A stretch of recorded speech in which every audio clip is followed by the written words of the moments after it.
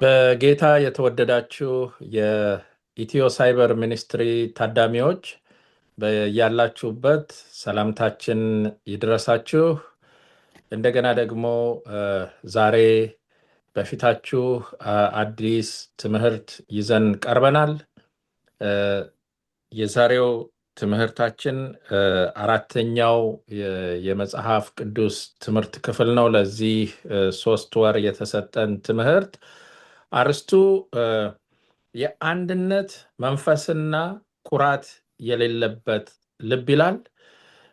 ዛሬ ይህንን የመጽሐፍ ቅዱስ ጥናት ይዘን ወደ እናንተ የቀረብነው ወንድሜ ዶክተር ተክሌ ከሚዙሪ እንደዚሁም ደግሞ ፓስተር በየነ ከባድመንተን ካናዳ፣ እኔም ደግሞ ዳንኤል ነኝ ከቺካጎ። እንግዲህ የእግዚአብሔር መንፈስ እንዲያስተምረን እንዲገልጽልን በደንብ ማስተዋል ጥበብ እንዲሰጠን በጸሎት ነው የምንጀምረው። ፓስተር በየነ የመግቢያውን ጸሎት እንዲያደርግልን እጠይቃለሁ። እንጸልይ። በሰማይ ያለ ቅዱስ እግዚአብሔር አባታችን አምላካችን እናመሰግንሃለን። አባት ሆይ ለአካላችን፣ ለአእምሯችን፣ ለመንፈሳችን ስለምትጠነቀቅልን በዚህ ኃጢአት በበዛበት የሚያሳስቱ ብዙ ትምህርቶች ባሉበት መስቀለኛ መንገዶች በሞሉበት ዓለም ውስጥ መመሪያ የሚሆነንን ካርታ መንገዱን የሚያሳየንን ቃልህን ስለሰጠህን የቃልህ ድራፍና ጀማሪው መንፈስ ቅዱስ ደግሞ ከኛ ጋር ስላለ ስለምትገልጽልን እናመሰግንሃለን። በዚህ ሰዓት ደግሞ በጣም አስፈላጊ የሆነን ርዕስ ስናጠና መጀመሪያውኑ የቃልህ ባለቤት የሆነው መንፈስ ቅዱስ ለባሪያዎች ፍቺውን እንድነግረን እንጸልያለን። እኛም ይህንን ቃል ለሰዎች ስንናገር የራሳችንን ቃል ሳይሆን ያንተን ቃል እንድናስተላልፍ እርዳን። በአውዱ መሰረት ቃልህን መተርጎም እንድንችል አቅም ሁነን። ሰሚዎቻችንንም ባርክ፣ በልጅህ በኢየሱስ ስም አሜን። አሜን። እግዚአብሔር ይስጥልን ፓስተር በየነ። እንግዲህ ቅድም እንዳልኩት የዛሬው አርስታችን ጠቅላላው የአንድነት መንፈስና ኩራት የሌለበት ልብ ይላል። 2 ነገሮች ናቸው እዚህ ላይ የተጠቀሱልን። አንዱን በጣም እንድንይዘው አጥብቀን እንድንወስደው ጳውሎስ የሚያበረታታ ሲሆን፣ አንደኛውን ግን ከኛ እንድናርቀው የሚፈልገው ነው። ይህን አጥብቀን እንድንይዘው የሚፈልገው ምንድነው? እሱ አንድነትን ነው።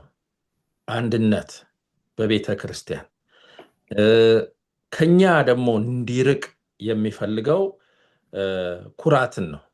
ኩራት ደግሞ ሌላው አጥፊና ተቃራኒ የሆነ መጥፎ ነገር ነው።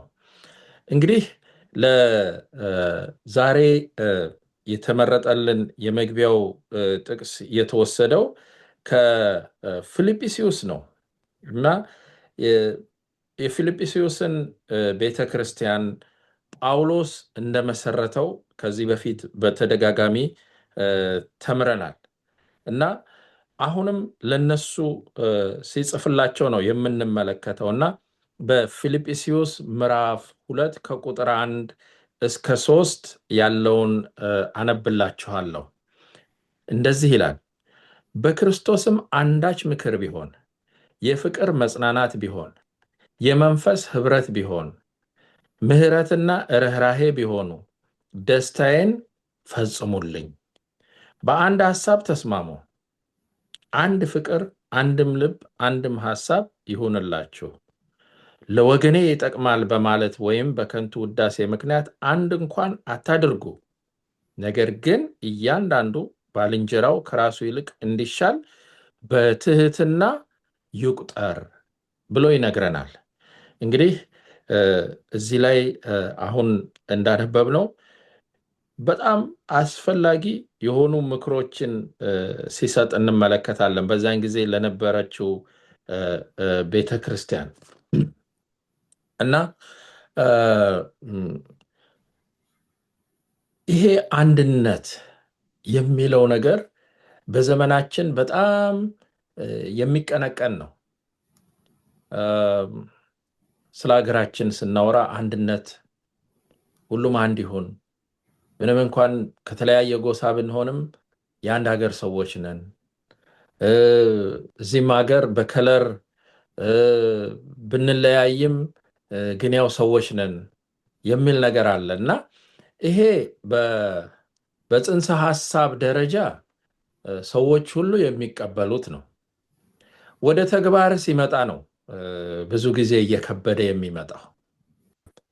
ለዚህ ደግሞ ለአንድነት ትልቁ እና መጥፎው ነገር ወይም ደግሞ ጸረ አንድነት መንስኤው ምንድን ነው ብለን ስናይ ጳውሎስ እዚህ ላይ እንዳስቀመጠው ሁለት ነገሮች አሉ። አንደኛው ራስ ወዳድነት ነው፣ ሌላው ደግሞ ትዕቢት ናቸው። እነዚህ ሁለት ነገሮች አንድነት በቤተ ክርስቲያንም ይሁን በሀገር ደረጃም ይሁን በቤተሰብም እንዳይኖሩ ያደርጋሉ። ራስ ወዳድነትና ትዕቢት። እነዚህ ራስ ወዳድነትና ትዕቢት ደግሞ ከየት ጀመሩ ሲባል መጀመሪያ ይህንን መጥፎ ነገር ያመጣው ሉሲፈር የሚባለው ነው። ይህ የሆነው ደግሞ በሰማይ ነው።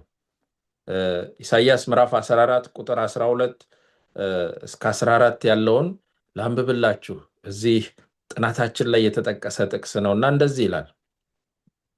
አንተ የንጋት ልጅ አጥቢያ ኮከብ ሆይ እንዴት ከሰማይ ወደክ? አንተ ቀድሞ መንግስታትን ያዋረድክ እንዴት ወደ ምድር ተጣልክ? በልብህም እንዲህ አልክ፣ ወደ ሰማይ አድርጋለሁ፣ ዙፋኔን ከእግዚአብሔር ከዋክብት በላይ ከፍ አደርጋለሁ። በተራራው መሰብሰቢያ በተቀደሰውም ተራራ ከፍታ ላይ በዙፋኔ እቀመጣለሁ፣ ከደመናዎችም ከፍታ በላይ አድርጋለሁ፣ ራሴንም እንደ ልዑል አደርጋለሁ። እዚህ ላይ ሁለቱም ነገሮች ተጠቅሰዋል። አንደኛው እኔ የሚለው ነገር አለ። በተቀደሰው ተራራ በዙፋኔ ይላል፣ ከደመናዎች በላይ አድርጋለሁ ይላል፣ እንደ ልዑል አደርጋለሁ። ይሄ ራሱን ነው እንግዲህ የሚያደርገው፣ ሌላውን አይደለም። እኔ የሚለው ነገር አለበት። ሌላው ትዕቢትን እንመለከታለን። ይሄን አደርጋለሁ፣ ይሄ እንፈጽማለሁ፣ ከደመናዎች በላይ እሄዳለሁ፣ ከልዑል በላይ እሆናለሁ። ይሄ ሉሲፈር የጀመረው ነገር አሁንም በየደረጃው ይታያል። በቤተሰብ ውስጥ ይታያል፣ በቤተ ክርስቲያን ይታያል፣ በህብረተሰብ ውስጥም ይታያል። ስለዚህ ይሄ ጳውሎስ ይሄ ነገር በጣም ስላሳሰበው በፊልጵስዩስ ቤተ ክርስቲያን ደግሞ እንደነዚህ አይነት አለመግባባቶችን ተመልክቷል፣ አጢኗል። ስለዚህ ለነሱ ምክርን መለገስ ፈለገና እባካችሁ ከእንደዚህ አይነት ነገር ራቁ የሚለውን ነገር ቅድም ባነበብነው ጥቅስ ላይ ይህንን ነገር ሲነግራቸው እንመለከታለን። እና ይሄ ነገር አለመግባባትን ያመጣል። በቤተ ክርስቲያን ውስጥ ደግሞ አለመግባባት ከተፈጠረ ወንጌል ሊሰራ አይችልም። ስለዚህ ለአንድነት ትልቁ ምሳሌ ጌታችን ኢየሱስ ክርስቶስ ነው። አንድነትን ያመጣ ነው። በመጀመሪያ የሰው ልጅ ኃጢአት ሲሰራ ከሰማይ ጋር ተለያይቶ ነበር። ስለዚህ በሰው ልጅና በእግዚአብሔር መካከል የነበረውን ትልቅ ልዩነት ጌታ ኢየሱስ ክርስቶስ በመሃል በመግባት ያንን አንድነት ሲመልሰው እንመለከታለን። ከዛም በተጨማሪ በዚህ ምድር በነበረበት ጊዜ ደቀ መዛሙርቱን ሰብስቦ ብዙ ጊዜ ስለ አንድነት ነበረ ሲነግራቸው የነበረው እና ጳውሎስ የተወሰኑ ነገሮችን ይዘረዝራል። እነዚህ ቀጥሎ የምጠቅሳቸው ነገሮች አንድነትን ሊያመጡ የሚችሉ፣ ትዕቢትን ሊያስወግዱ የሚችሉ፣ ራስ ወዳድነትን ሊያስወግዱ የሚችሉ ነገሮች ናቸው።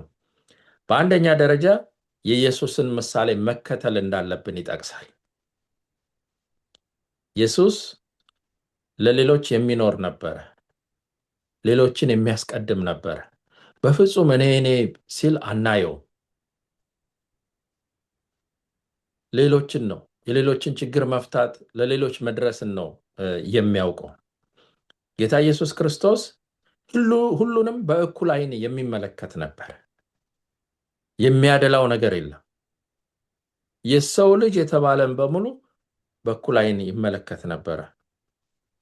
ከሁሉ ጋራ መልካም ግንኙነት ነበረው፣ ከጠላቶቹ ጋር እንኳን። ይሁዳ ከሱ ጋር አብሮ ኖሯል። ምን እንደሚያስብ ያውቃል። ሊሸጠው እንደሚያስብ ያውቃል። አሳልፎ እንደሚሰጠው ያውቃል። ግን አንድም ቀን በቁጣና በመጥፎ አነጋገር ተናግሮት መጥፎ ፊት አሳይቶት አያውቅም። ስለዚህ የእሱን ምሳሌ ነው መከተል ያለብን። ሌላኛው በተደጋጋሚ የሚነገረው ፍቅር ነው። እንግዲህ በቤተ ክርስቲያን ፍቅር ይኖር፣ በወንድማማቾች መካከል ፍቅር ይኖር፣ በወንድም በእህቶች መካከል ይባላል። በዮሐንስ ምዕራፍ 15 ቁጥር 12 ላይ ምንድን ነው እሱ የሚለው? ኢየሱስ እግዚአብሔርን ገልጦልናል ይላል። ያ ፍቅር ለሁላችን ተሰጥቶናል እና እሱም ምንድን ነው የሚለው? እኔ እንደወደድኳችሁ እርስ በርሳችሁ ትዋደዱ ዘንድ ትእዛዜ ይህች ናት ይላል። ዮሐንስ 15 12 ወገኖቼ እርስ በርሳችሁ ትዋደዱ ዘንድ። መጀመሪያ እኔን ውደዱኝ አላለም። መጀመሪያ እርስ በርስ ስትዋደዱ ያኔ እኔን እንደምትወዱ እያሳያችሁ ነው ማለት ነው። ይሄ ራስ ወዳድነት የለውም። መጀመሪያ እኔን ውደዱኝና ከዛ ወንድሞቻችሁን ውደዱ አላለም። እስቲ መጀመሪያ እርስ በርሳችሁ ተዋደዱ፣ ፍቅራችሁን ግለጹ፣ ያን ጊዜ እኔን እንደወደዳችሁ ነው የሚቆጠረው የሚል ምሳሌ ነው እዚህ ላይ የተቀመጠልን። ሌላው ጳውሎስ በጣም አጥብቆ የሚናገረው ነገር ምንድን ነው? ከመንፈስ ቅዱስ ጋር መተባበር። ይሄ በጣም አስፈላጊ ነው። መንፈስ ቅዱስ ሁሌ ካጠገባችን ነው። መንፈስ ቅዱስ ይመራናል።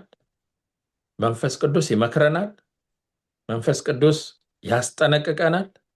መንፈስ ቅዱስ ይገስጸናል። መንፈስ ቅዱስ ያበረታታናል። እነዚህን ሁሉ ያደርጋል። አናየውም፣ ነገር ግን ይህን ነገር ያመጣል። አንዳንዴ እኛ ምንድን ነው የምንለው? ይሄ ኮንሽየሳችን ነው፣ በሀሳቤ የምንለው አለ። አይደለም፣ መንፈስ ቅዱስ ነው። መጥፎ ነገር ልናረግ ስንል ተው፣ እንዳታደርግ፣ ይሄ መጥፎ ነው፣ ወንድምህን ይጎዳል፣ እህትህን ይጎዳል፣ እንዲህ አይነት ንግግር እንዳትናገር የሚለው የእኛ ኮንሽየስ ብቻ ሳይሆን መንፈስ ቅዱስ ነው እዛ ውስጥ እየሰራ ያለው። ከሰማነው ከተቀበልነውና ከተውነው ትክክለኛውን መንገድ ይዘናል ማለት ነው።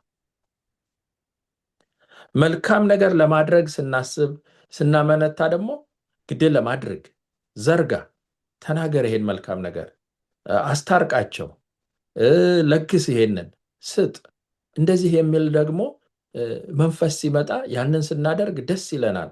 ምክንያቱም መንፈስ ቅዱስ ነው እያበረታታን ያለውና። ስለዚህ ወገኖቼ ከመንፈስ ቅዱስ ጋር መተባበር በጣም አስፈላጊ ነው። መጠንቀቅ ያለብን ይሄ መንፈስ በተደጋጋሚ ሲናገረን ግን አንቀበልም ካልነው፣ የማንተባበረው ከሆነ ግን በአሳዛኝ ሁኔታ ቀስ እያለ እየተወን ይሄዳል። ያን ጊዜ ያ ኮንሽየስ የምንለው የሚመክረን የሚነግረን ነገር ከአእምሯችን ይጠፋና አይን አውጣዎች ሆነን ቁጭ እንላለን። ስለዚህ ከመንፈስ ቅዱስ ጋር መተባበር አስፈላጊ ነው። ሌላው ጳውሎስ የሚነግረን ትሁት ልብ ነው ይላል። ትህትና በጣም አስፈላጊ ነው። በመጽሐፍ ቅዱሳችን ውስጥ የተጠቀሱ ታሪኮች አሉ። የመልካሙ ሳምራዊን ሁኔታ ስንመለከት ያ የወደቀው ሰው የተደበደበው ጠላቱ ነበረ፣ የሱ ወገን አልነበረም። በጣም ሳምራውያንን ያንቋሽሹ ነበር እነዚህ አይሁዶች ስለዚህ ሲያየው ጥሎት መሄድ ይችል ነበር። ነገር ግን ትሁት ልብ ስለነበረው ያንን ጠላቱን አነሳው። በአስፈሪ ሁኔታ መካከል ተሸክሞት በአህያው ላይ አድርጎት ይዞት ሄደ። ከዛ ደግሞ ገንዘቡን ከፍሎ የራሱን ገንዘብ በተጨማሪ ካነሰ እንኳን አታስጨንቁት እኔ ቢሉን ሁሉ ከፍላለሁ።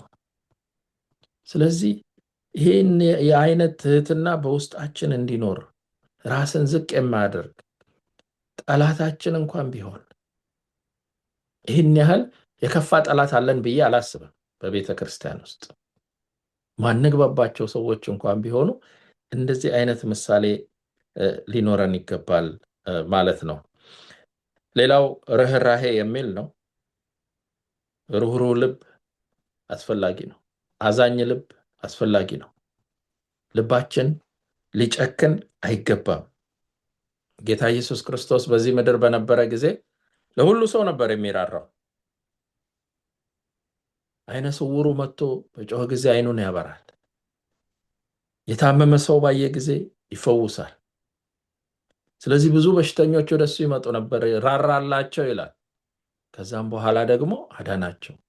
ምግብ ለሌላቸው እንደዚሁ ብዙ መበለቶች ይመጡ ነበር ወደሱ። እነዛን ሁሉ በርህራሄ ያስተናግድ ነበር። የዛ አይነት ልብ ሊኖረን ይገባል እና ጳውሎስ እነዚህን ነገሮች ምንም እንኳን ለፊልጵስዩስ ሰዎች ቢጽፍም በእኛ ዘመን ላለነው ሁሉ አስፈላጊ ነው። ተመሳሳይ ነገር ነው እያሳየን ያለነው እና ጳውሎስን ያሳሰበው ነገር እኛንም ሊያሳስበን ይገባል በቤተ ክርስቲያናችን። ስለዚህ ወንድሞቼ እህቶቼ ራሳችንን መጀመሪያ እንመርምር። እነዚህ ነገሮች አሉኝ ወይ? እነዚህን ነገሮች በህይወቴ አንጸባርቃለሁ ወይ? ምናልባት የጎደለን ነገር ካለ እንንበርከክ፣ መንፈስ ቅዱስን እናናግረው፣ እግዚአብሔርን እናናገር። ጌታ ኢየሱስ ክርስቶስ ፈቃደኛ ነው ይሄንን ለመለገስ እና የመጨረሻው የሰላምና የአንድነት ሁኔታን ይናገራል። እዚህ ላይ ብዙ አልናገርም።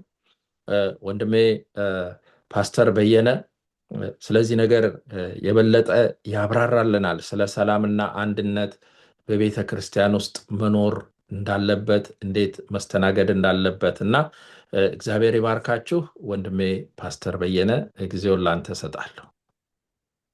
እሺ፣ እግዚአብሔር ይስጥልን ዳኒ። ሰላም፣ አንድነት ለቤተ ክርስቲያን፣ ለሀገር፣ ለቤተሰብ ወሳኝ ነገር ነው። ቤተ ክርስቲያን በገንዘብ ሀብታም ልትሆን ትችላለች። የተማሩ ሰዎች ሊኖሯት ይችላሉ። ቴዎሎጂውን የስነ መለኮት ምሁራን፣ ልህቃን፣ የተለያዩ መክሊቶች ያሏቸው ሰዎች ሊኖሯት ይችላል። ቤተ ክርስቲያን ትምህርት ቤቶች፣ ሆስፒታሎች፣ የተለያዩ ተቋሞች ሊኖሯት ይችላል። ሁሉም ነገር ሆኖ ኖሯት በፍቅር በአንድነት ድሃ ከሆነች ግን ያቺ ቤተክርስቲያን የክርስቶስ ቤተክርስቲያን አይደለች። የክርስቶስ ቤተክርስቲያን የምትታወቀው በአንድነት ነው። ጌታ ኢየሱስ ወደ ሰማይ ከማረጉ በፊት፣ ከዚህ ምድር ከመሄዱ በፊት የመጨረሻ ጸሎቱ በዮሐንስ ወንጌል 17 ስለ አንድነት ነበር። አባት ሆይ እኔና አንተ አንድ እንደሆን እነሱም አንድ እንደሆን ብሎ ለምዕመኑ አንድነት ነበር የጸለየው። ሐዋርያው ጳውሎስም ለሁሉም አብያተ ክርስቲያናት ስለ አንድነት ይሰብክ ነበር። ምክንያቱም ቅድም እንዳልኳችሁ አንድነት በሌለበት የእግዚአብሔር ስራ አያድግም እና ለዛሬ አሁን እኔ ለምናገረው ዋና ቁልፍ ቃል ፊልጵስዩስ ምዕራፍ 2 ከቁጥር 3 እና 4 ላይ ይገኛል። ሌሎች ከእናንተ እንደሚሻሉ በትህትና ቁጠሩ እንጂ በራስ ወዳድነት ምኞት ወይም በከንቱ ውዳሴ ለማግኘት አንዳች አታድርጉ። እያንዳንዳችሁ ሌሎችን የሚጠቅመውን እንጂ ራሳችሁን የሚጠቅመውን ብቻ አትመልከቱ ይላል። አንድነት እንዲኖር ከተፈለገ ሁሉም ሰው ለራሱ ብቻ የሚጠቅመውን አይመልከት ብሎ ይናገራል። አንድን ነገር ስታደርግ ዓላማ በራስ ወዳድነት ላይ የተመሰረተ አይሁን። መልካም ነገር እንኳን ይሁን ከበስተጀርባው የተደበቀ አጀንዳ ካለበት እግዚአብሔር አይከብርበትም። ሐዋርያው የሚነግረን ሌላው ነገር እያንዳንዱ ባልንጀራውን ከራሱ ይልቅ እንዲሻል በትህትና ይቁጠር ይላል። ሌላውን ከኔ ይሻላል ብሎ ማሰብ ይሄ የሰው ተፈጥሮ አይደለም። ሰው ሁል ጊዜ እኔ እበልጣለሁ፣ የኔ ዘር ይበልጣል፣ የኔ ዘር ደግ ነው፣ የኔ ዘር ውሃ ብለምኑት ወተት የሚሰጥ ነው፣ የኔ ዘር ስንቱን ልንገራችሁ፣ የኔ ዘር እንዲህ ነው፣ ጀግና ነው፣ ተኩሶ የማይስት ነው። ሌላው ግን አለ ሰው ሁል ጊዜ እኔ እበልጣለሁ፣ የኔ ዘር ይበልጣል፣ የኔ የሚል ነው ያለ። እኔ እበልጣለሁ። እውነተኛ ትሁት ሰው ግን ጎልቶ የሚታየው የራሱ ድክመት ነው። በሌሎች ህይወት ውስጥ መልካም ነገር ማየት ይችላል። ትሁት ሰው የራሱን ድክመት፣ የሌሎችን በጎ መመልከት የሚችል ሰው ሌሎችን ያከብራል። ከኔ ገለ ይሻላል ይላል እንጂ እኔ እበልጣለሁ አይልም። ትሁት ሰው ለአንድ ኃላፊነት ለክብር ቦታ ስታጭ እንኳን ከኔ ገለ አይሻልም ይላል።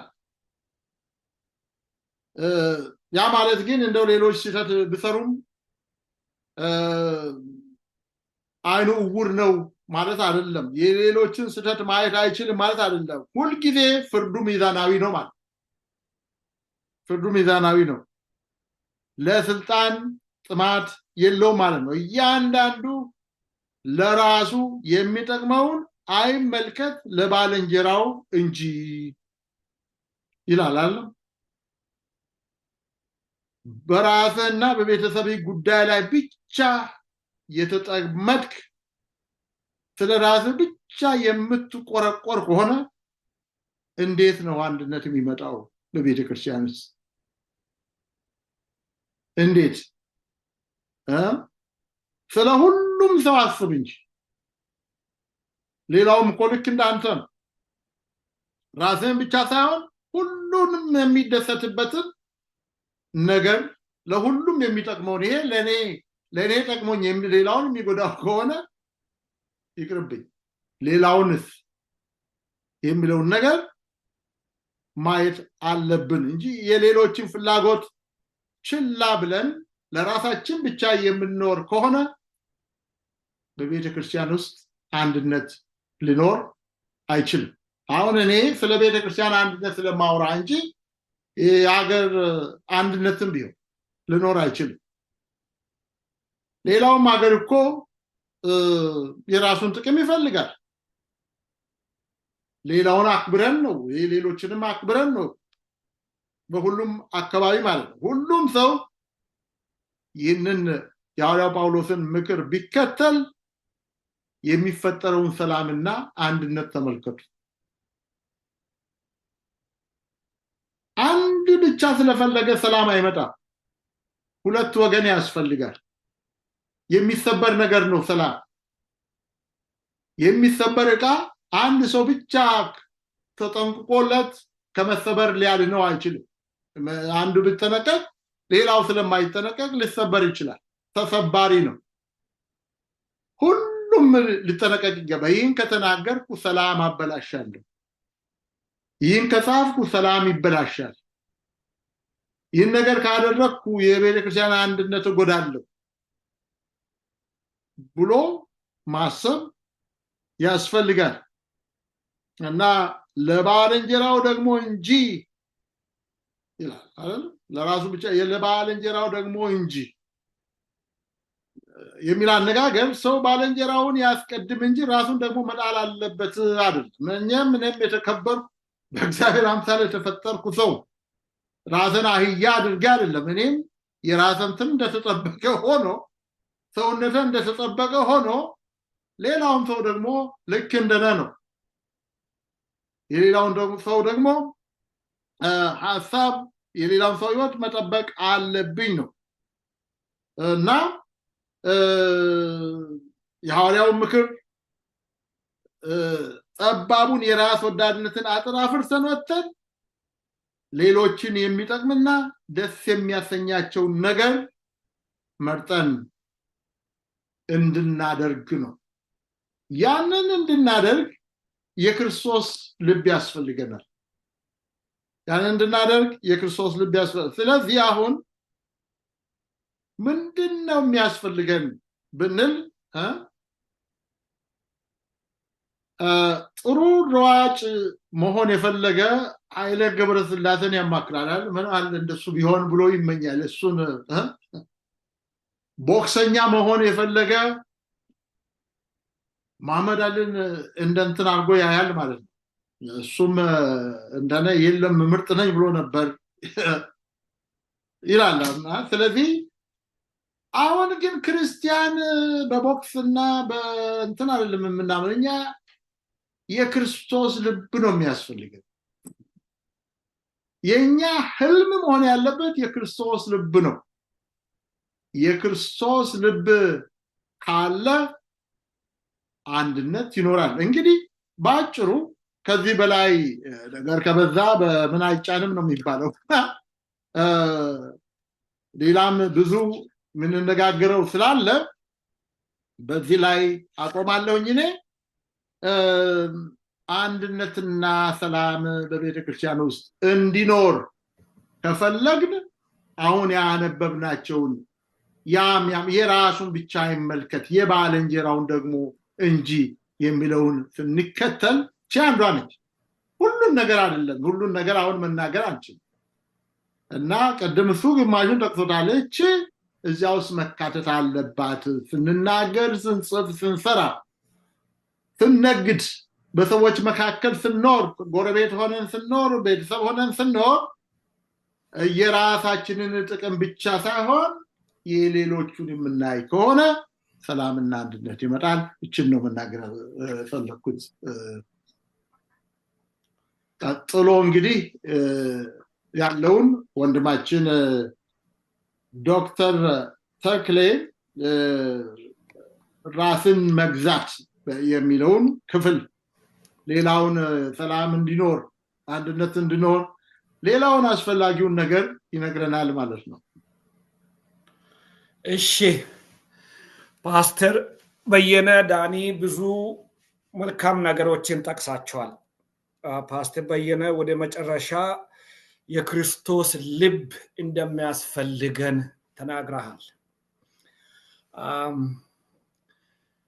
ከመሰረቱ አንድነት ማስፈለጉን ጳውሎስ ለምን መጠቀሰ ምን አይቶ ነበር የሚለውን ብንጠይቅ በፊልጵስዩስ ቸርች በነበረው ያያቸው ብጥብጦች ራስ ማውደድ ተንኮልን መስራት እንደነበር አይቷል እስቲ እኔ አሁን ደግሞ አንዳንድ ነገሮችን ልብን በተመለከተ ሼር ለማድረግ እፈልጋለሁ አንዳንድ ነገሮችን እስቲ የምትሰሙኝ ሰዎች አንዳንድ ነገሮችን ደግሞ ማየት እንድትችሉ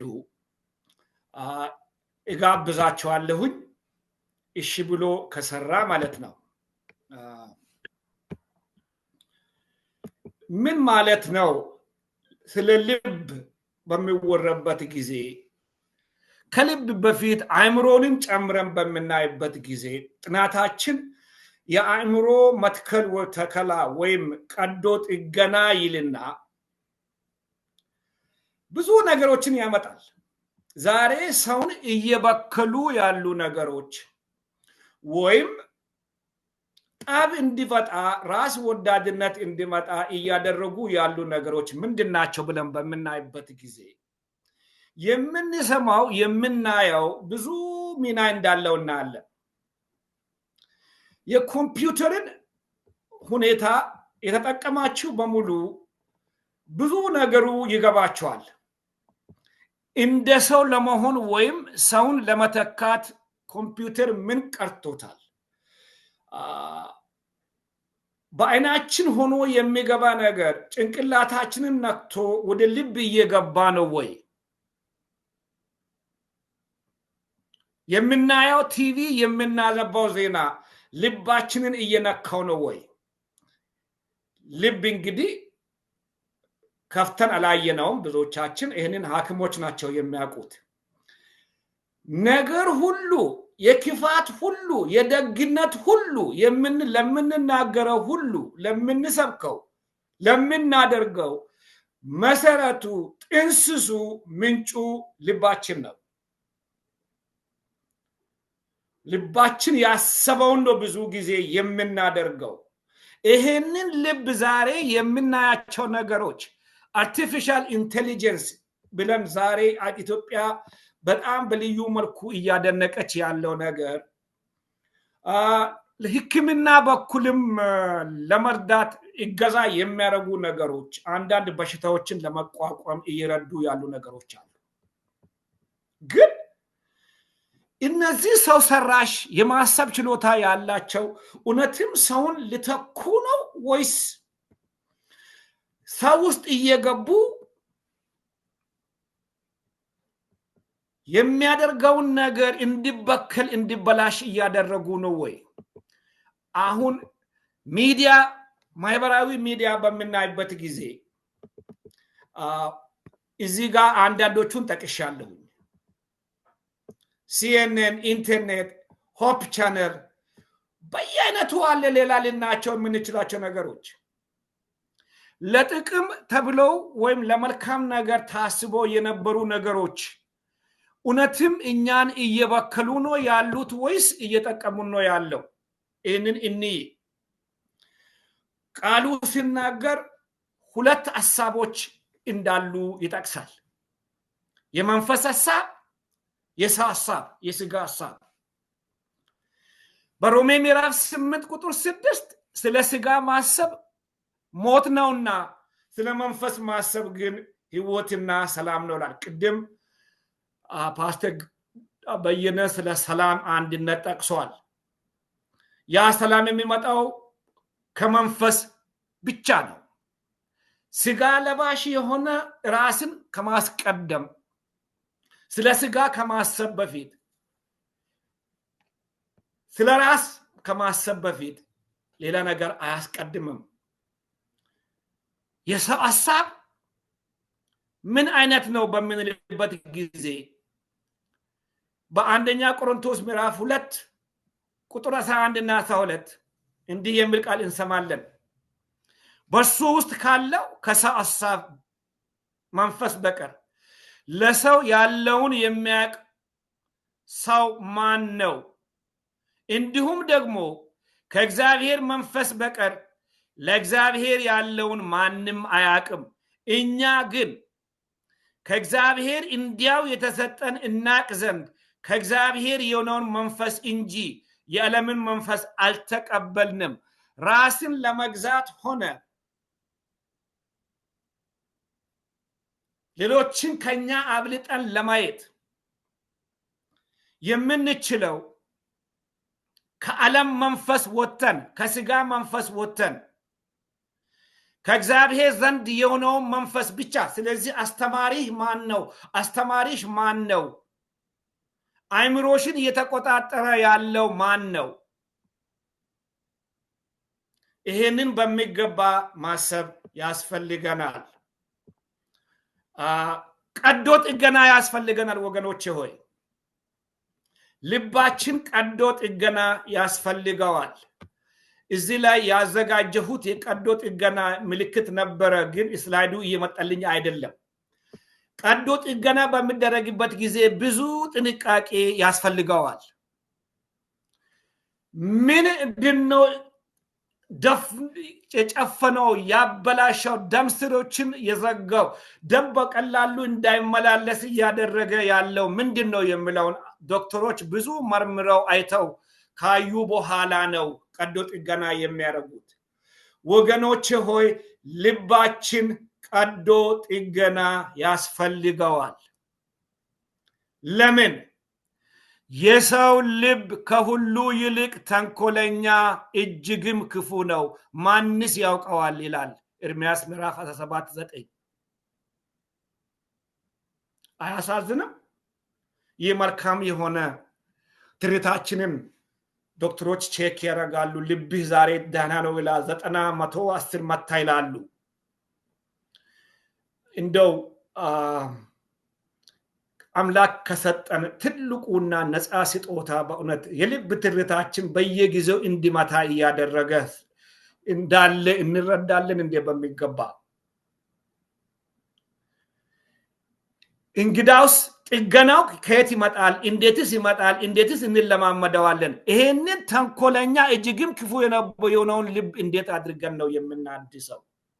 የእግዚአብሔር ቃል እንዲህ ይላል፣ የእግዚአብሔር ቃል ሕያው ነውና የሚሰራም ሁለትም አፍ ካለው ሰይፍ ይልቅ ሁሉ ይልቅ የተሳለ ነው፣ ነፍስንና መንፈስንም ጅማትንም ቅልጥምንም እስኪለይ ድረስ ይወጋል፣ የልብንም ስሜትና ሐሳብ ይመረምራል። ዕብራውያን ምዕራፍ 4:12። ይሄ ነው ጥገናው የሚመጣው። ጌታ በቃሉ ያስቀመጠልንን ውብ የሆነውን በረከት ያንን ጸጋ በተከተልን ጊዜ ነው ራስን መግዛት የምንችለው። ያለን ልብ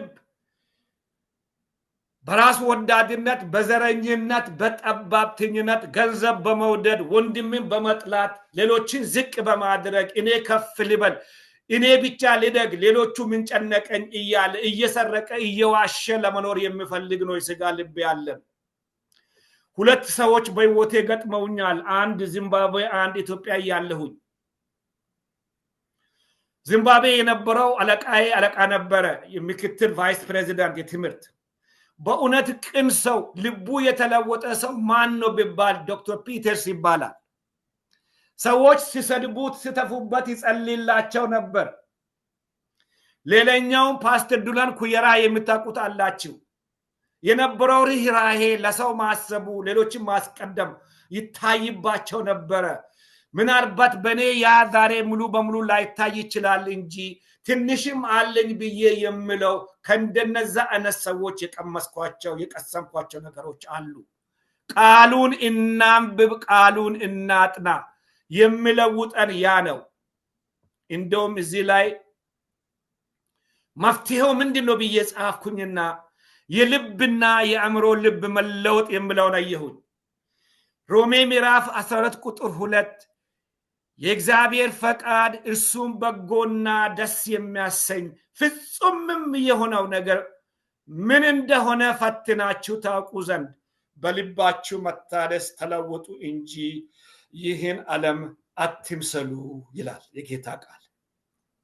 ሌላ ጋር ደግሞ ፊልጵስዩስ በቀረውስ ወንድሞች ሆይ እህቶችንም ጨምሮ እውነተኛ የሆነውን ነገር ሁሉ፣ ጭምትነት ያለበትን ነገር ሁሉ፣ ጽድቅ የሆነውን ነገር ሁሉ፣ ንጹህ የሆነውን ነገር ሁሉ፣ ፍቅር ያለበትን ነገር ሁሉ፣ መልካም ወሬ ያለበትን ነገር ሁሉ፣ በጎነት ቢሆን ምስጋናም ቢሆን እነዚህን አስቡ ይላል። እነዚህ ነገሮችን በምናነብበት ጊዜ ስጋ ለባሽ የሆንኩ እኔ በብዙ መልኩ ደካማ ሰው በእውነት ይህንን ማድረግ ይችላለሁ ወይ? ያው እንዳልኳችሁ፣ እንደነገርኳችሁ፣ እንዳነበብኩት፣ እንዳሳየኋችሁ ይህ ሁሉ ለውጥ ሊመጣ የሚችለው መታደስ ሲመጣ ኢየሱስ ማን እንደሆነ ባወቅን ጊዜ፣ ቃሉን በተረዳን ጊዜ ነው።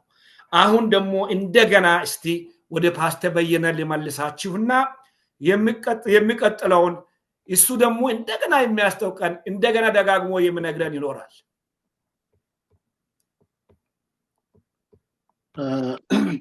እግዚአብሔርን እንግዲህ ዋናው ርዕሳችን ስለ ሰላምና ስለ ደህንነት ነው።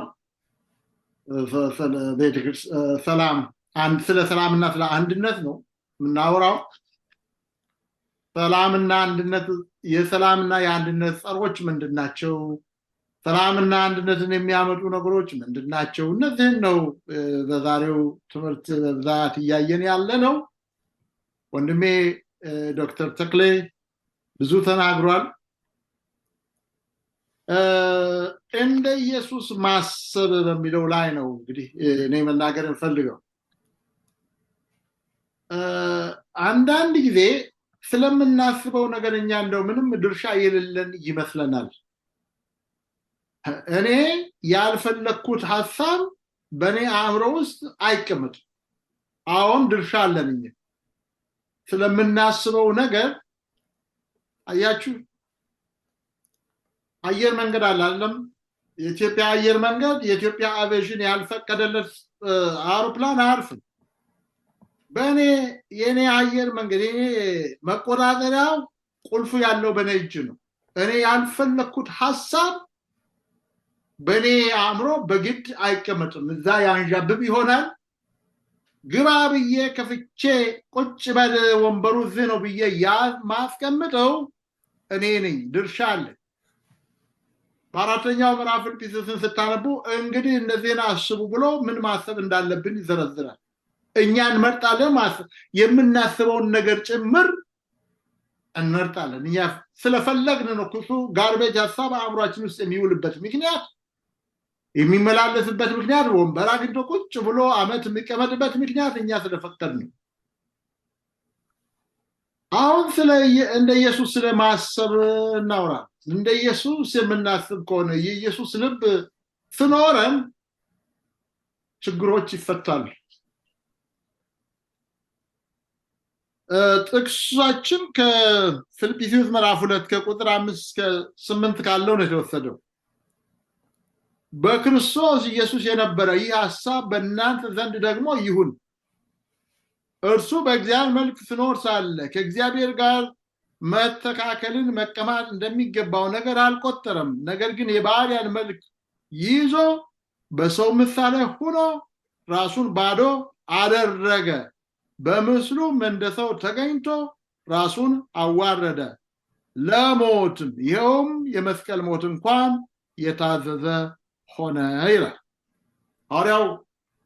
የፊልጵስዩስ ምዕመናን አለመግባባትን፣ ራስ ወዳድነትን፣ ትዕቢትን፣ እኔ በልጥ ማለትን አስወግደው ትሑታን እንዲሆኑ፣ የሌሎችን ጥቅም እንዲያስቀድሙ፣ ራስ ወዳድነት በሌለበት ፍቅር ሌሎችን እንዲያገለግሉ ከመከራቸው በኋላ እንዲህ አይነቶቹ ባህሪያት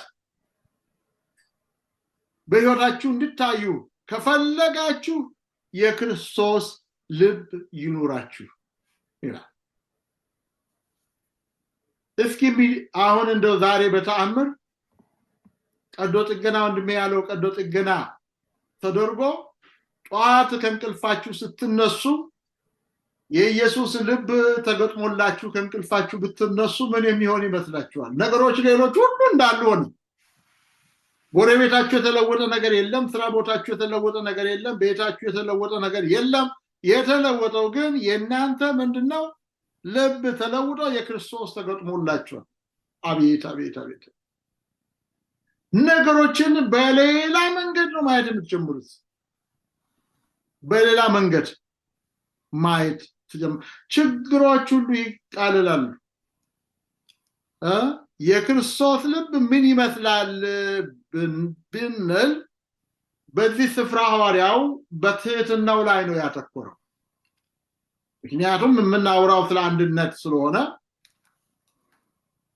አንድነትን ከሚያበላሹ ነገሮች አንዱ ትዕቢት ስለሆነ ሐዋርያው ጳውሎስ በትህትናው ላይ ያተኩራል። የክርስቶስ ልብ ምን ይመስላል? አንደኛ ራሱን ባዶ አደረገ። ሁለተኛ የባሪያን መልክ ወሰደ። ሶስተኛ የሰው ወይም ሰብአዊ ስጋ ለበሰ። አራተኛ እስከ ሞት ድረስ የታዘዘ ሆነ። አምስተኛ ደግሞ ዝም ብሎ እስከ ሞት ብቻ ሳይሆን አሳፋሪና አዋራጅ የሆነውን የመስቀልን ሞት ለመሞት ፈቃደኛ። እንዲህ አይነት ልብ በእናንተ ዘንድ ደግሞ ይኑር ይላል። ጌታ ኢየሱስ ከሰማይ ሲወርድ የሚያስከፍለው ዋጋ በደንብ ያውቅ ነበር። ለሰው ልጆች ድነት ይህንን ሁሉ ሲከፍል ወዶን እያጉረመረመ ሳይሆን በደስታ ነበረ። የዕብራውያን ጸሐፊ በዕብራውያን 12:2 ላይ እሱ ነውርን ንቆ በፊቱ ስላለው ደስታ በመስቀል ታግሶ በእግዚአብሔር ዙፋን ቀኝ ተቀምጧል። ጌታ ኢየሱስ ራሱን ባዶ አደረገ። ባዶ አደረገ የሚለውን አስምሩና ምን ማለት ይሆን? ይሄ እኮ ያቃተን ራስን ባዶ ማድረግ። ባዶ አደረገ ራሱን ማለት ምንድነው? በአንድ ዕቃ መያዣ ውስጥ የሞላውን ነገር በሙሉ ስታወጡ ዕቃው ባዶ ይቀራል እና ከአንድ ባልዲ የሞላውን ውሃ ስታፈሱ ባልዲው ባዶ ይቀራል። ጌታ ኢየሱስ ሁሉ የነበረው ስለእኔና ስለእናንተ ባዶ። እስኪ በል ተጠቀም፣ ይህንን ድንጋይ እስኪ እንጀራ አድርግ ይችል ነበረ። እስኪ አሁን በጉልበትህ ከመስቀል ላይ ውረድ፣ ባዶ አድርጓላ ራሱ አይችልም ያንን ለማድረግ። በል እስኪ ተጠቀም እንጂ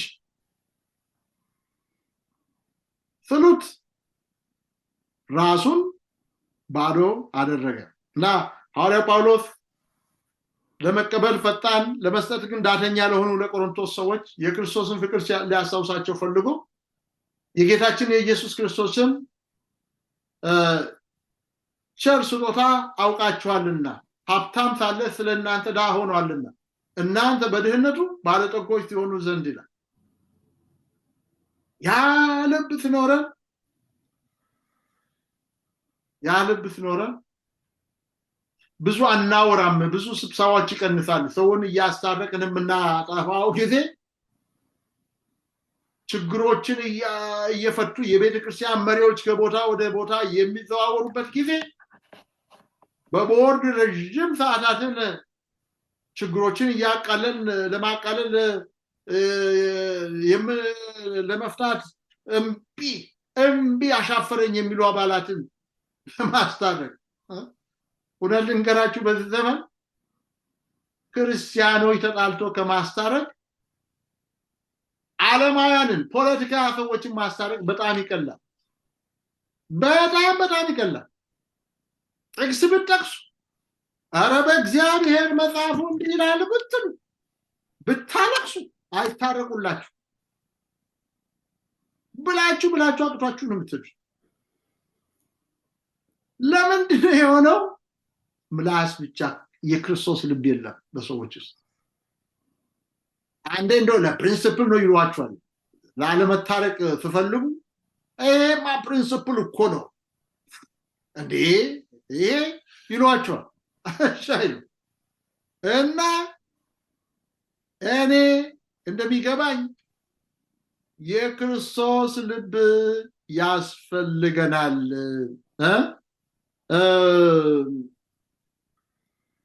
ዋናው ስለሆነ ነው ክርስቶስ። እንደው ሐዋርያ ጳውሎስ የክርስቶስን ልብ የጠቀሰው የነሱን የምእመኑን አእምሮ በስነ መለኮት ትምህርት ሊሞላ ፈልጎ አይደለም። ዋናው ነገር የሚያስፈልገው የክርስቶስ ኢየሱስ ትህትና በመካከላቸው ከተገኘ የፊልጵስዩስ ቤተክርስቲያን ችግር አበቃ ማለት ነው። በዚህ ምክንያት ነው እና ጌታ ኢየሱስ የሰዎችን ልብ የማረከው በማስፈራራት አይደለም፣ በመሳሪያ አይደለም፣ ቆይ ታገኛለህ በማለት አይደለም። ቆይ ታገኛለህ መሪ ከሆነ ቆይ ታገኛለህ ወደዚያ በረሃ አዛውርሃለሁ በማለት አይደለም። ጌታ ኢየሱስ የሰዎችን ልብ በማስፈራራት ሳይሆን በመሳሪያ ሳይሆን በፍቅር፣ ያንን ተወዳዳሪ የሌለውን ፍቅር፣ መቋቋም አቅቶን በፈቃዳችን ወደን ተማረክንለት እና ሶሪ ብዙ ሰበኩኝ እኛ መመኘት ያለብን የቦክሰኛውን ልብ አይደለም ቦክሰኛ መሆን የሚፈልጉ የሱን ልብ ይመኙ ይሆናል እኛ የጉልበተኛውን አይደለም እኛ መመኘት ያለብን የኢየሱስን ልብ ነው መጸለይም ያለብን የኢየሱስን ልብ ለማግኘት ነው ያነ ችግራችን እኛ ላይ ይሆናል ችግሩ ያለው ብዙን ጊዜ ሌላ ጋር ያለ ይመስለናል አይደል ምናልባትም እኛ የኢየሱስ ልብ የለንም ይሆናል እና ለየራሳችን ልንቀበለው ይገባል ይሄንን ነው ላሳውሳችሁ የሚፈልገው ወዴ እሺ ፓስተር በየነ ብዙ ብትሰብክ ክፉ አይደለም አስፈላጊ ነገርን የተናገርክ ስለሆነ እኔ ደግሞ አንተም አስቀድሞ ዳንም በተናገራችሁት ነገር ለመጨመር ለማጠቃለልም ያህል ስብስብ ለማድረግ እንግዳውስ የአምልኮ ህይወታችን ወይም እግዚአብሔርን የመምሰል ኑሮ ህይወት ምስጢሩ ምን ይሆን እንዴ ያንን የለሰለሰውን ልብ የእግዚአብሔር ልጅ የሆነውን የክርስቶስን ልብ ለማግኘት ምን ማድረግ አለብን ብለን እንድናስብ እፈልጋለሁ እኔም ለራሴ ጠይቃለሁ ብዙ ጊዜ የሚሰብኩ ሰዎች የሚናገሯቸው ነገሮች በአብዛኛው አስቀድመው እነሱንም ይመለከታሉና እኔ አለኝ ወይ ያለስላሳ ዳዊት የለሰለሰ ልብ ያንን ልቤን አውጣና በለሰለሰው ተካልኝ ብሏል እንግዳውስ በዚህ ምድር በምንኖርበት ጊዜ ጌታ በሚገለጥበት ጊዜ ሰማይ ሆነን ከሱ ጋር ለዘላለም በምንኖርበት ጊዜ እንኳን ተምረን አውቀን የማንጨርሰው ትልቅ ምስጢር ቢኖር የአምላክ ልጅ ራሱ ጌታ የሆነ እግዚአብሔር እንዴት ስጋ ለብሶ በዚህ ምድር ሊወለድ ቻለ ይሄ በጣም ከባድ ነገር ነው ለማናችንም ቢሆን ለምን እኛ በመናይበት ጊዜ ትንሽ ነገር ከአሜሪካ ወደ አገር ቤት ስንሄድ ከሻሽመኔ ገጠር ስንሄድ ከአዋሳ ስንሄድ ነገሮች ይለወጡና ያገኘነው የነበረን ምቾት ሲጠፋ እንነጫነጫለን ኢየሱስ ጌታ ሆኖ እያለ በእግዚአብሔር መልክ ይኖር የነበረ ራሱ እግዚአብሔር የነበረ ያንን ትቶ መጣ ወደኛ የማይገባን ምስጢር ልናስተውለው የማንችል ትልቅ ጥልቅ የሆነ ነገር ፓስተር በየነ ተናግሯል ኦሬዲ አንብቦታልም ሰማይን ለመተው መረጠ እንዴት ውብ የሆነ ቦታ አዛዥ የነበረ ሁሉን ነገር በቃሉ የፈጠረ ይሁን ሲል የሆነለት እግዚአብሔር ሰማይ ራሱ እግዚአብሔር የሆነ አምላክ ያንን ክብር እንዴት ለቆ መጣ እንዴት ነው የምናስተውለው ራስን ማዋረድ እኔ እንጃ በእኛ ባህል አንዳንድ ጊዜ ምን ይላሉ ሰዎች የማናቃው እንድታወቅብን አንፈልግም ትንሽ ሰዎች ሊያስተካክሉን ከፈለጉ ቁስላችንን ነኩና እናኮርፋለን እንናደዳለን መዋረድ አንፈልግም እኔ አንድ ጊዜ ልጄ ገና ልጅ እያለ በሆነ ነገር ተነስቶ የምናገረውን ከሰማና ካዳመጠ በኋላ ዳዲ በጣም አዋቂ ሰው ትመስለኝ ነበር አለ እንዴ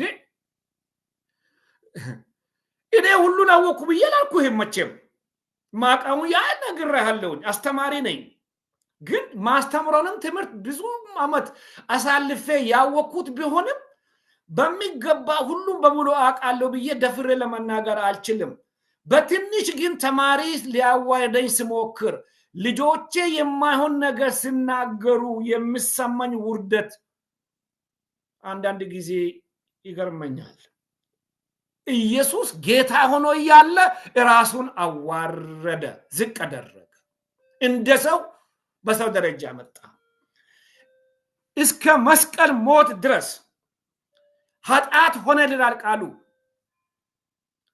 የሞት የተሰቀለ የውርደት ሞት የመጨረሻውን አይነት የክፋት ሞት ለምን እግዚአብሔር ሆኖ እግዚአብሔርነቱን ትቶ ስጋ ለብሶ እንደኛ መስሎ መጓዝ አላሳፈረው ወገኖቼ ሆይ የሱ ልብ እንዲኖረን ከፈለግን የለሰለሰ ልብ የሚሰጠን እሱ ነውና ያለን አመለካከታችን በሙሉ በሱ ላይ ያተኮረ ይሁን እሺ ዳኒ ባንተ በኩል ደግሞ የምትለውን እድል ልስጥክ እሺ በጣም እግዚአብሔር ይስጥልኝ ፓስተር በየነም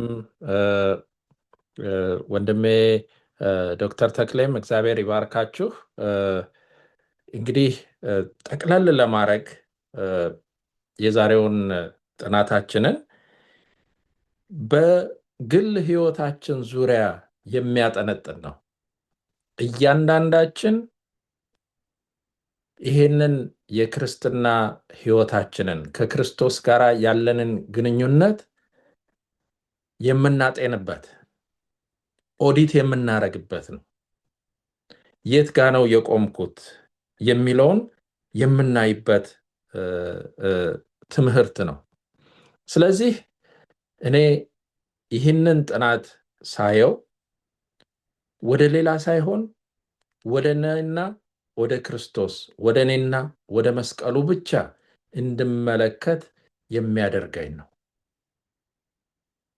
ያን ጊዜ ነው ራሴን ከመረመርኩ በኋላ የክርስቶስ ልብ አለኝ ወይ ከሌለኝ ደግሞ ምንድነው የሚያስፈልገኝ የሚል ትምህርት የሚሰጥ ነውና በማጠቃለያው ላይ ይሄ በምድር ያለው ነገር ሁሉ እንደሚያልፍ ነገር ግን መልካም የሆነውን ነገር ሁሉ ይዘን በመጨረሻም ክርስቶስ በክብር በሚገለጥበት ጊዜ ይዘን ወደ ሰማይ እንደምንሄድ የትንቢት መንፈስ ይነግረናል ስለዚህ ወገኖቼ በያለንበት ራሳችንን እንመርምር ከክርስቶስ ጋር መልካም ግንኙነት እንዲኖረን በየቀኑ እንትጋላለው እንግዲህ የዛሬውን ጥናታችንን በዚህ እናጠቃልላለን ወደ መጨረሻው የምንሄደው በጸሎት ነው የመጨረሻውን ጸሎት የሚያደርግልን ወንድማችን ዶክተር ተክሌ ነው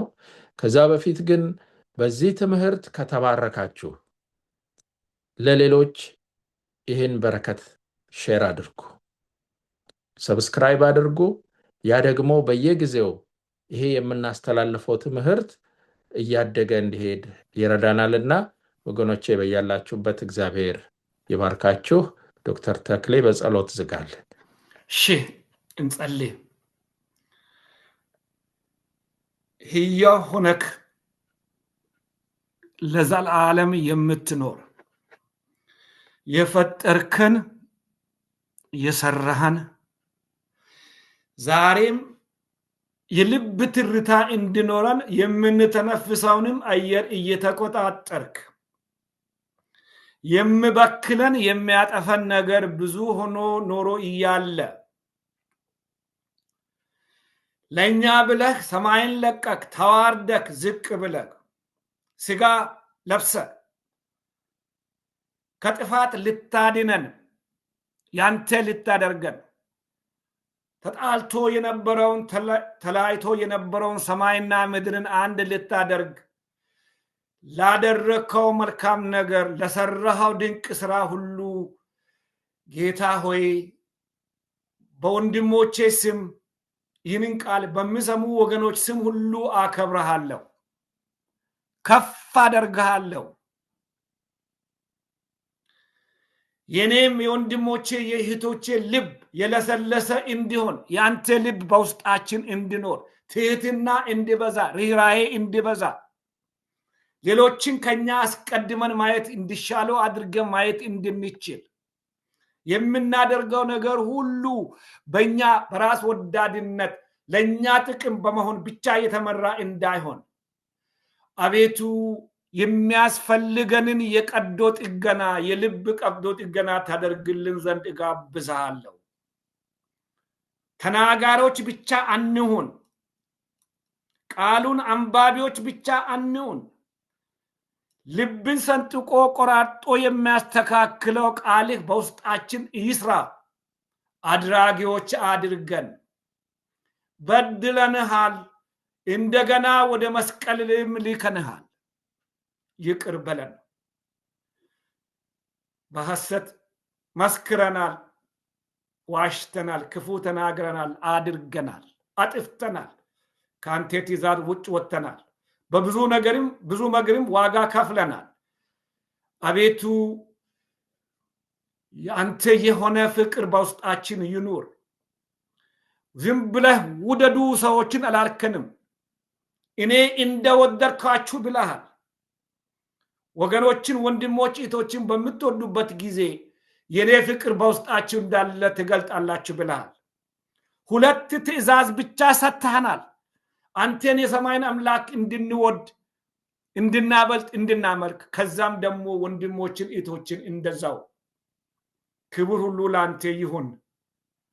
በእውነት ከራስ ወዳድነት መንፈስ ወጥተን በቤተ ክርስቲያናችን ውስጥ እድገት እንዲመጣ፣ አንድነትና ሰላም እንዲበዛ፣ በራስ ወዳድነት የተመሩ በስልጣን ብቻ ለጥቅም ብቻ እየተሯሯጡ የብዙ ነፍሳት መጥፋት ምክንያት የሚሆኑትን በዚህ ሰዓት እንዲያቆሙ፣ ሐሳባቸው እንዲለወጥ፣ በአንተ እንዲመሩ ፈቃድ ይሁን። በናዝሬቱ በኢየሱስ ስም አሜን።